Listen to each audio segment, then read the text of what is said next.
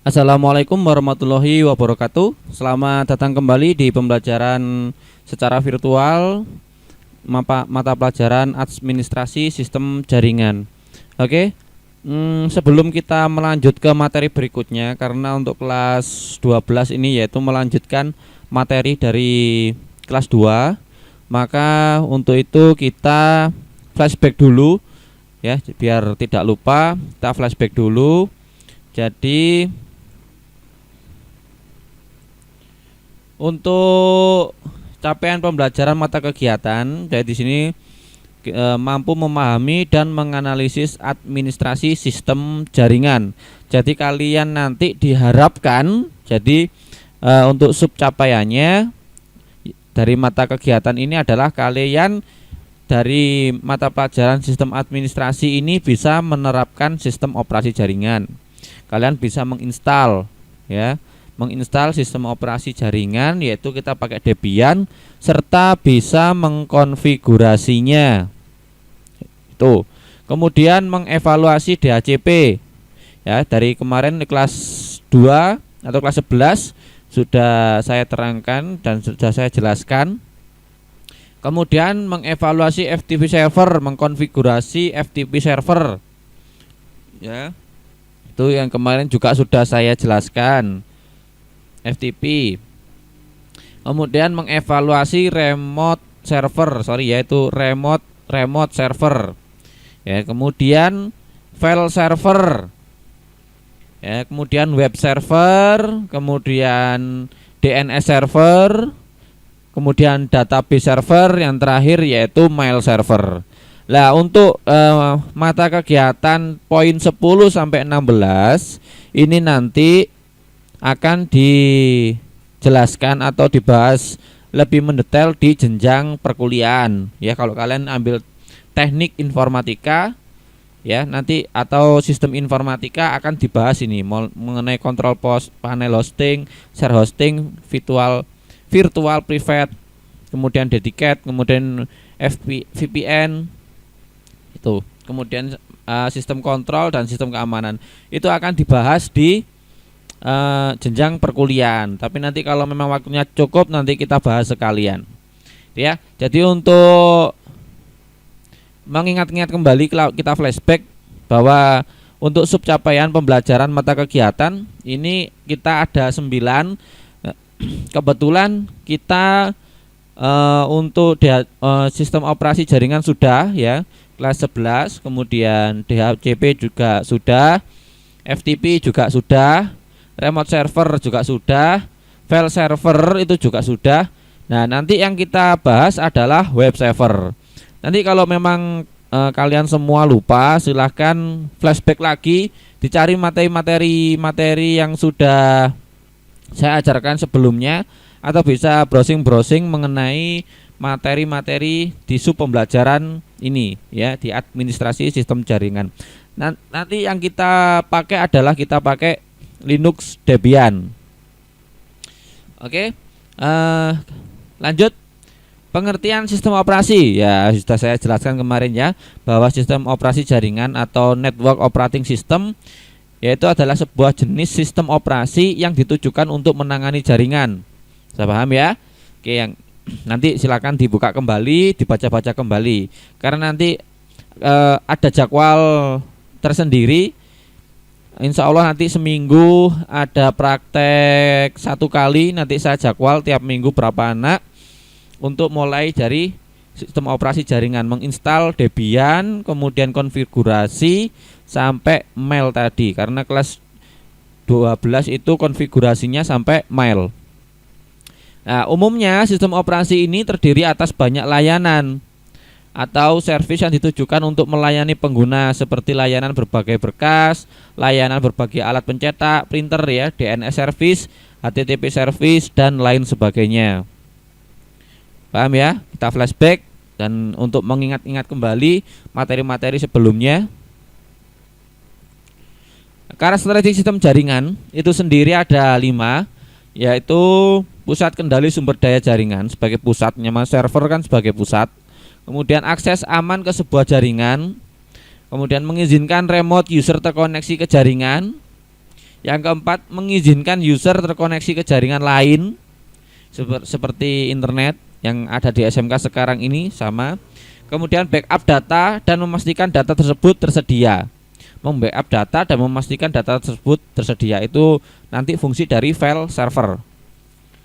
Fungsi utama dari sistem operasi jaringan itu sendiri ya dibagi menjadi beberapa. Yang A, menghubungkan sejumlah komputer dan perangkat lainnya ke sebuah jaringan. Yang B, mengelola sumber daya jaringan. Yang C, menyediakan layanan, jelas ya nanti ada DNS, kemudian file server, web server, mail dan sebagainya, itu namanya layanan. Yang D, menyediakan keamanan jaringan bagi multi user, mulai dari enkripsi password dan lain sebagainya. Kemudian menambahkan klien dan sumber daya lainnya. Jadi nanti siapa saja yang bisa mengakses file itu bisa kita tambahkan. Bahkan kita bisa memanajemen user. Jadi lewat server itu sendiri. Memonitor status dan fungsi elemen-elemen jaringan. Jadi siapa penggunanya nanti bisa dimonitoring lewat server itu sendiri. Dan distribusi program dan update software ke klien. Nah, ketika klien butuh apa, update-nya bisa kita langsung share atau sharing. Menggunakan kemampuan server secara efisien, menyediakan toleransi kesalahan.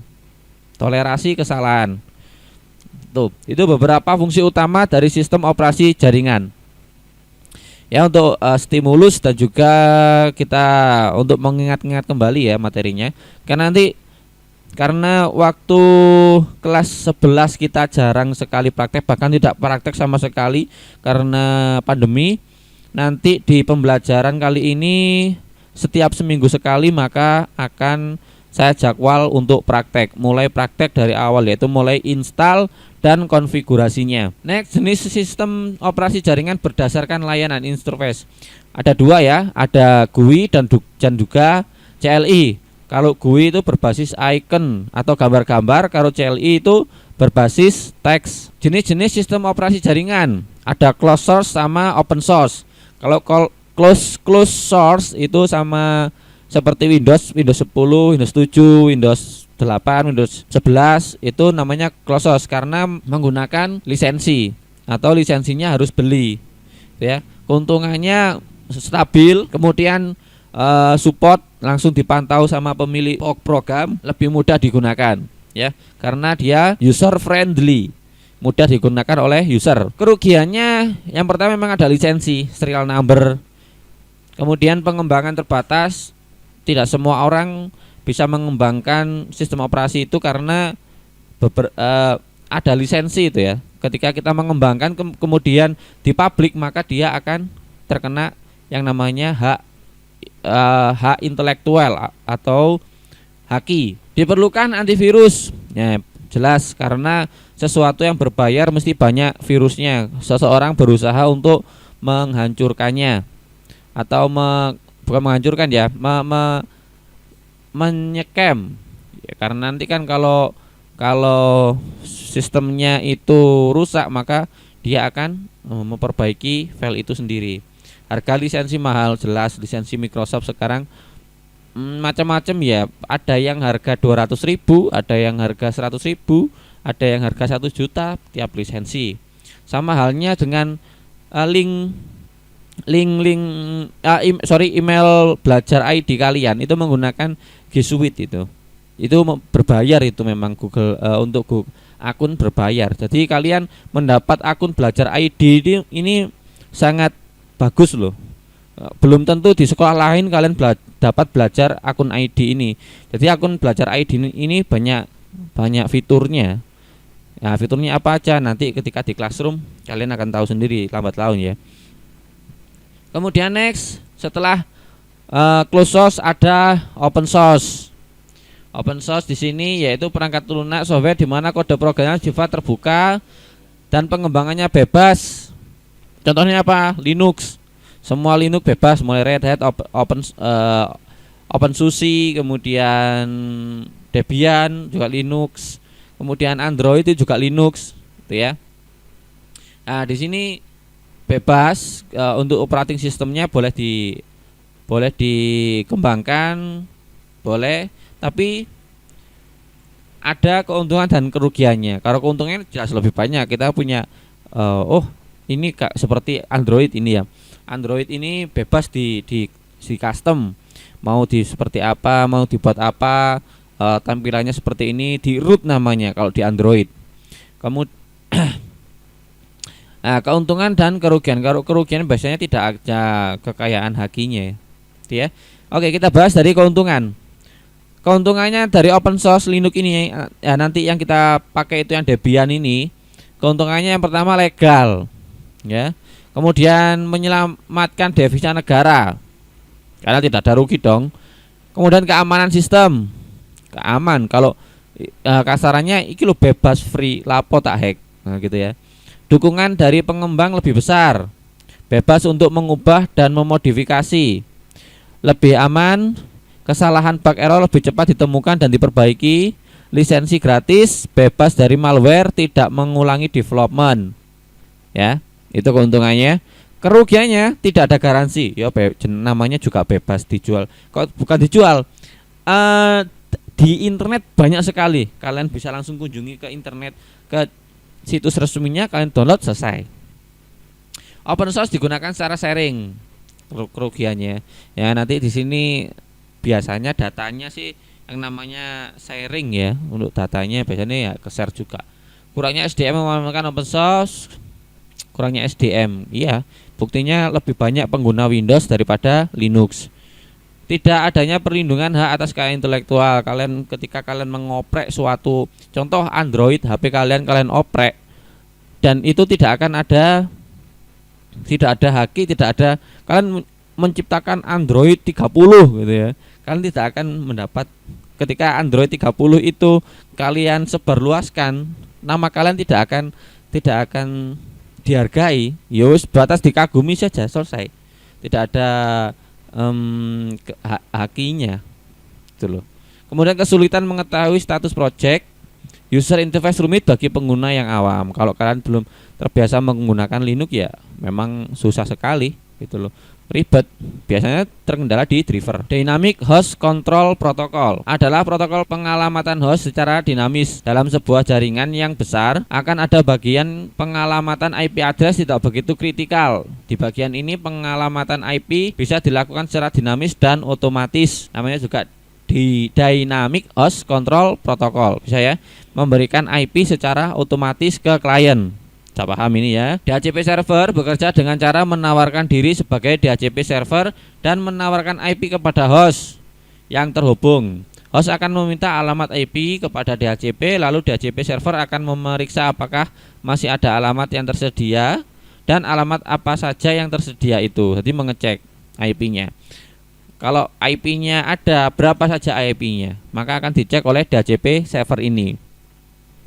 Nah, DHCP server bisa diinstal dengan menggunakan perintah apt-get install nama paketnya. Dalam kasus ini paket kita install bernama DHCP3 server karena kita pakai Debian. Nah ini, jadi untuk perintahnya nanti kita konfigurasi dari DHCP ini, yaitu apt-get install DHCP3 server.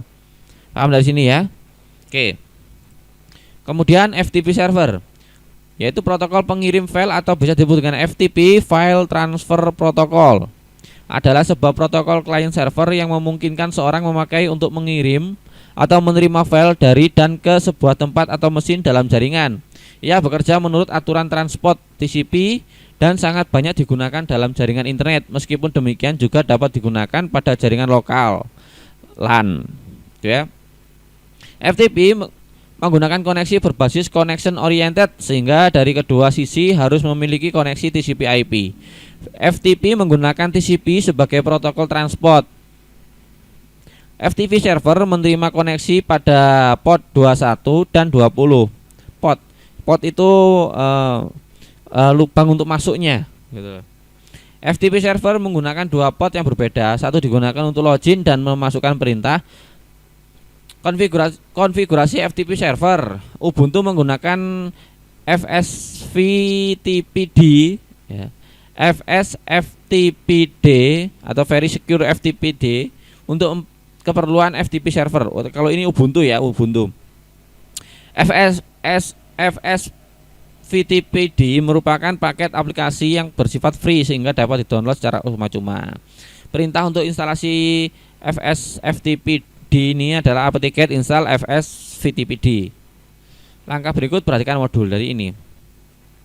Nanti yang sudah saya share sebelumnya itu ya dari FTP silahkan dibaca kembali. Tuh untuk flashbacknya FTP. Kemudian remote server. Remote server adalah sebuah server yang didedikasikan untuk menangani pengguna yang tidak padalan tapi membutuhkan akses jarak jauh untuk itu. Paham ya? Jadi kita tidak langsung ke dalam server, tidak langsung. Kita contoh server ada di SMK. Kebetulan saya lagi di Surabaya. Nah, kebetulan server saya error, jadi saya bisa meremote dari Surabaya. Itu remote server. Remote access server mungkin pengguna untuk mendapatkan akses ke file dan layanan cetak di LAN dari lokasi terpencil. Sebagai contoh, pengguna memanggil ke jaringan dari rumah menggunakan modem analog atau koneksi ISDN akan mendial ke server akses remote. Setelah pengguna dikonfirmasi, ia dapat mengakses drive dan printer bersama seolah-olah ia secara fisik terhubung ke LAN kantor. Itu intinya, pada jarak jauh saya bisa meremote server saya. Remote server adalah server yang diakses bagian-bagian dari proses klien tanpa membuka koneksi terpisah, berbeda ataupun langsung. Remote server dapat dilakukan dengan menggunakan telnet maupun SSH. Kita nanti dalam kasus ini kita pakai telnet. Telnet adalah singkatan dari Telecommunication Network, merupakan protokol klien server yang memfasilitasi akses remote login ke komputer host dalam sebuah jaringan komputer. Untuk menginstal telnet server dapat menggunakan perintah ini. Untuk instalasi telnet, sudo apt-get install telnet d. Ya, diingat-ingat. Kemudian file server ini juga sudah. Ini rangkumannya ya, untuk prakteknya nanti saya buatkan langkah-langkahnya. File server adalah sebuah komputer terpasang ke jaringan yang memiliki tujuan utama memberikan lokasi untuk akses disk bersama, yaitu menyimpan bersama file komputer seperti dokumen, file suara, foto, film, gambar, database, dan lain-lain yang bisa diakses oleh workstation yang melekat pada jaringan komputer yang sama. Cara instalasi file server, pastikan PC atau laptop sudah meremote server. Jadi ini bisa dilihat di gambarnya ya, seperti ini ya. Kemudian ini kita akan masuk ke ke materi web server. Di pertemuan pertama ini kita akan bahas web server. Untuk itu saya kasih satu gambaran umum gitu ya mengenai web server ini. Server web atau web server yang dalam bahasa Inggris disebut dengan web server adalah merupakan perangkat lunak software dalam server yang berfungsi untuk menerima permintaan request berupa halaman web melalui protokol HTTP dan atau HTTPS dari klien yang lebih dikenal dengan nama browser, kemudian mengirimkan kembali respon hasil permintaan tersebut ke dalam bentuk halaman-halaman web yang pada umumnya berbentuk dokumen HTML. Pada contohnya yaitu ketika kalian masuk ke Google Chrome kemudian kalian mau browsing apa, contoh kalian mau browsing kata-kata indah, kemudian kalian didirect di webnya seperti goresanaji.blogspot.com. Itu seperti itu. Jadi namanya web server itu akan menyediakan berupa web. Perangkat lunak berfungsi menerima permintaan HTTP, Hypertext Transfer Protocol, ataupun HTTPS. Kalau S itu secure ya, sudah tahu ya, dari klien yang dikenal dengan web browser dan mengirimkan kembali hasilnya dalam bentuk halaman-halaman web. Dan kini kita akan bahas secara konfigurasinya. Install paket web server terlebih dahulu yaitu dengan apt-get install Apache 2. Ingat-ingat untuk web server yaitu apt-get install Apache 2. Dari web server ini dulu. Jadi nanti pertemuan selanjutnya kita akan membahas web server, mulai dari prakteknya dan lain sebagainya. Ini sedikit gambaran dari web server itu sendiri. Tuh mengingat kembali untuk flashback sebenarnya video ini. Semoga kalian masih ingat tentang materi-materi yang sudah saya sampaikan. Kemudian saya ingatkan kembali bahwa nanti kita akan praktek seminggu sekali dan itu akan saya jadwal 1 minggu sekali, nanti berapa anak seperti itu. Saya harap kalian hadir karena sangat sayang sekali kalau kalian ketika praktek tidak hadir, karena banyak ilmu yang kita dapatkan ketika kita praktek. Mungkin itu ya, jangan lupa untuk komen di kolom komentar nama dan juga kelas untuk sebagai nilai absen, dan juga silahkan bertanya kalau ada pertanyaan. Nanti sebisa mungkin akan saya jawab secepatnya. Sekian dari saya, mohon maaf apabila ada kesalahan. Saya akhiri, wassalamualaikum warahmatullahi wabarakatuh.